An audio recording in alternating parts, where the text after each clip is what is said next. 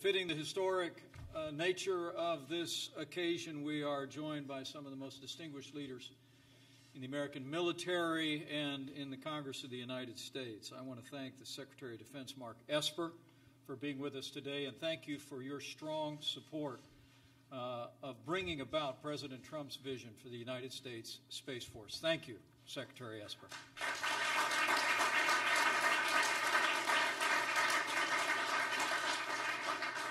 And the still new Secretary of the Air Force, but someone who has thrown herself headlong into this partnership and the launch of the United States Space Force. Join me in thanking the Secretary of the Air Force, Barbara Barrett.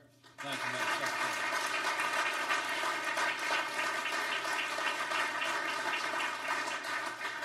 Secretary. We are also honored to be joined by so many distinguished Americans, including distinguished members of Congress who are with us here today, and we're truly grateful for both of their yeomaned work in seeing to it that the National Defense Authorization Act included the launch of the United States Space Force. Join me in thanking Senator Kevin Cramer of North Dakota and Congressman Mike Rogers of Alabama. Thank you both. Thanks for your leadership.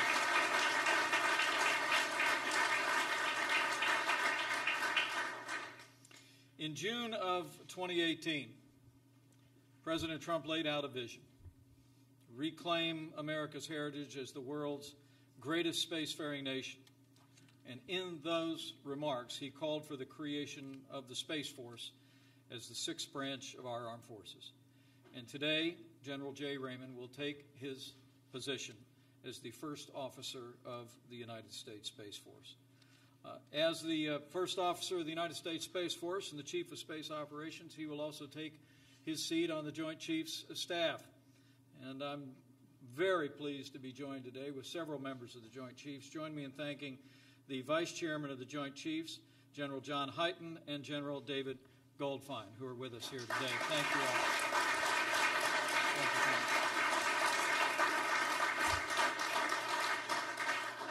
I am told that the idea of a Space Force was first spoken about during the years of the Eisenhower administration.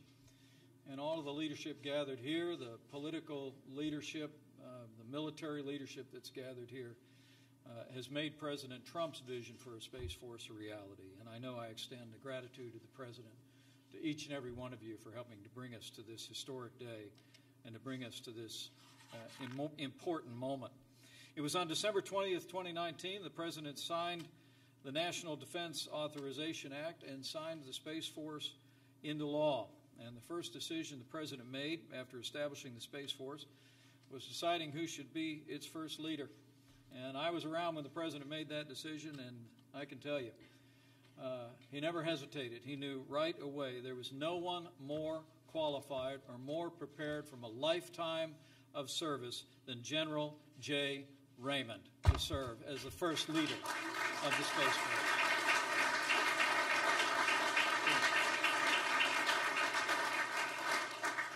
More on him in a moment, but I just learned the depth of tradition of military service of this extraordinary family. It is remarkable to think that since 1865, the Raymond family has worn the uniform of the United States. His great-great-grandfather graduated first in his class from West Point. Other West Point's graduates would include his great-grandfather, his grandfather, and his father. I am told that in his version of teenage rebellion, he headed to the Air Force. What an incredible tribute, what an incredible family. And speaking of his family, would you join me in thanking his extraordinary wife, Molly, for the lifetime of service that she's rendered to this nation. Thank you, Molly. His brother Greg, his sister-in-law Beth are here, his sister Janet, her husband Bill. We thank you. We thank your whole family for your dedication, your love for this country. But most importantly, we have a military mom and a military spouse who has lived that tradition and I think is maybe the proudest mother in America today. Would you join me in thanking General Raymond's mom, Barbara, for her extraordinary contribution to this country. Thank you, Barbara.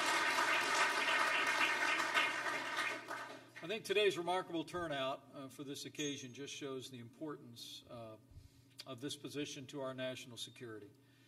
And I think it is also a testament to the respect that General J. Raymond commands among his peers all across the military in the United States. General Raymond was the perfect choice for the President to lead the Space Force because of his integrity, his decades of experience, particularly in understanding and leading the defense of this nation and the maintenance of our assets in space. General Raymond, as I mentioned, comes from a proud history of military service, but himself, he has served his country as an Air Force officer for more than 35 years. At that time, he has extensive experience overseeing all of our military operations in space. For the last 3 years, he led nearly 30,000 men and women at Air Force Space Command, which is based at Peterson Air Force Base in Colorado.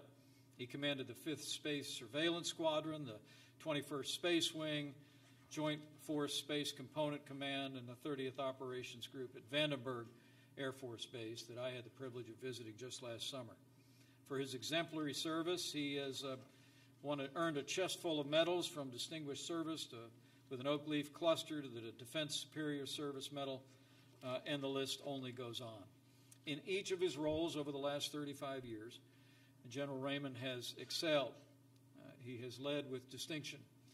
And I can tell you that having met with him already about his plans to move out with the launch of the United States Space Force, I know the next year is going to be a busy year, and we are going to see literally thousands of Air Force personnel added to the roles of the Space Force, and the United States Space Force will have an extraordinary launch under General J. Raymond.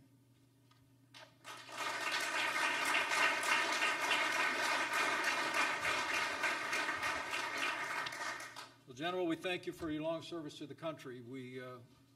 It's my privilege now to administer to you the oath of office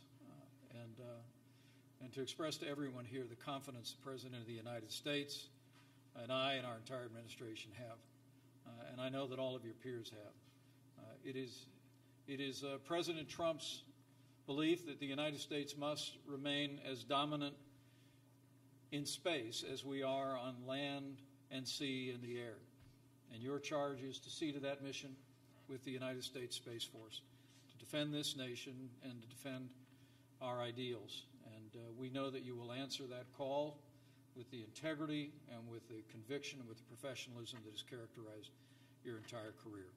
So with that, it will be my great honor to administer the oath of office to the new Chief of Space Operations for the United States Space Force, General J. Raymond.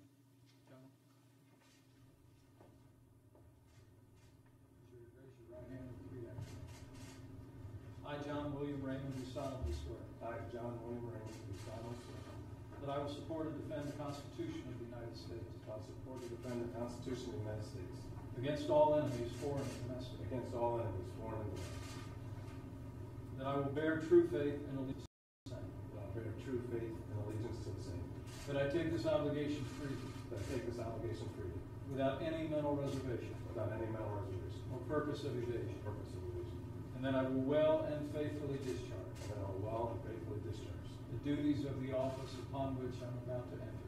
The duties of the office upon which I'm about to enter. So help me God. So help me God. Congratulations.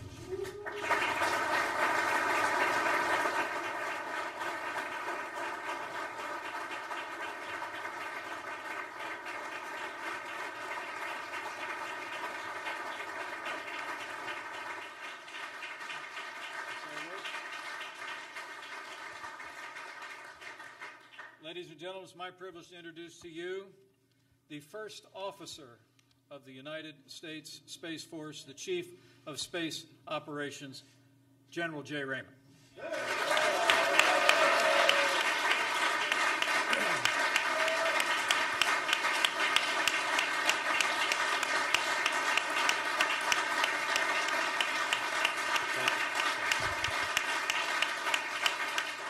Vice President Pence, distinguished guests, welcome and thank you so much. Vice President Pence, thank you for officiating today's ceremony.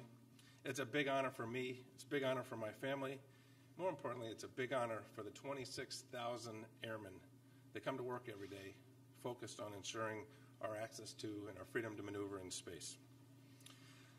My sincere thanks to President Trump, to Secretary Esper, Secretary Barrett, for the privilege of serving as the first Chief of Space Operations.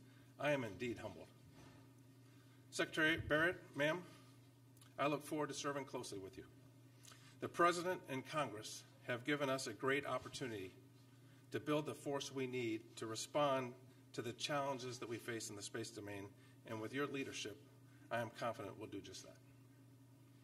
A special thanks to Senator Kramer, Representatives Rogers and Representative Cooper for their thoughtful leadership in crafting the Space Force legislation. Thank you both.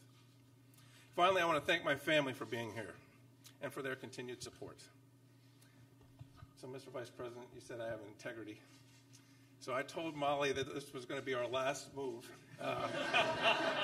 And so integrity is a core value in the Air Force and in the United States Space Force. However, I lied, and thanks for packing up one more time. I promise.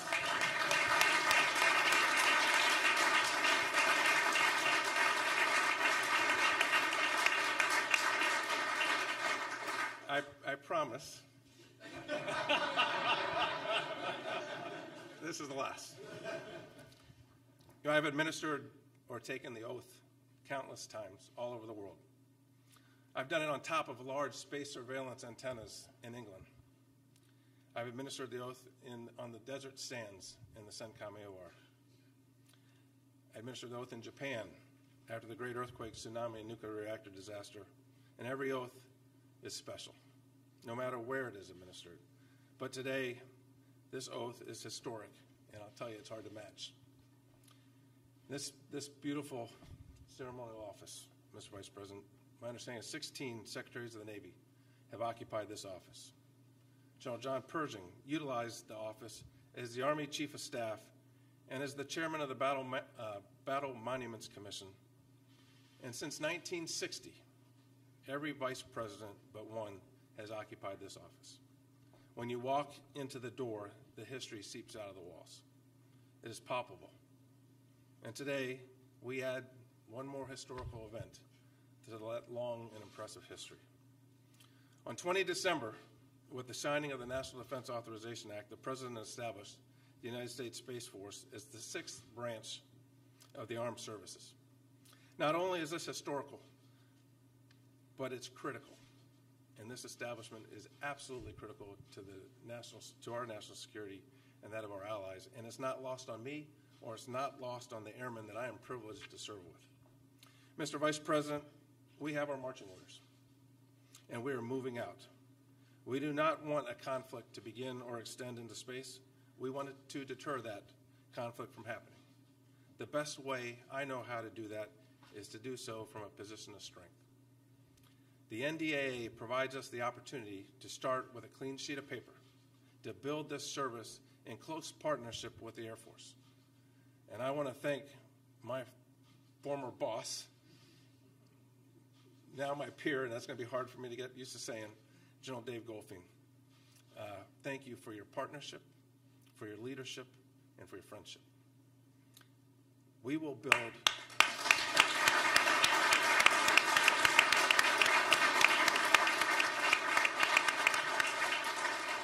We will build this new service in a way that strengthens our joint force and allows us to move with the speed and agility needed to respond to the current strategic environment. Once built, the Space Force's measures of success will be that our adversaries are deterred and that our joint and coalition partners always have the space capabilities that our modern way of war and our modern way of life depend on. I can't thank you enough for the privilege of being here today. Thank you for the honor of administering the oath. And thanks, everybody, for attending. Have a great day, and it's now time to get to work. Thank you.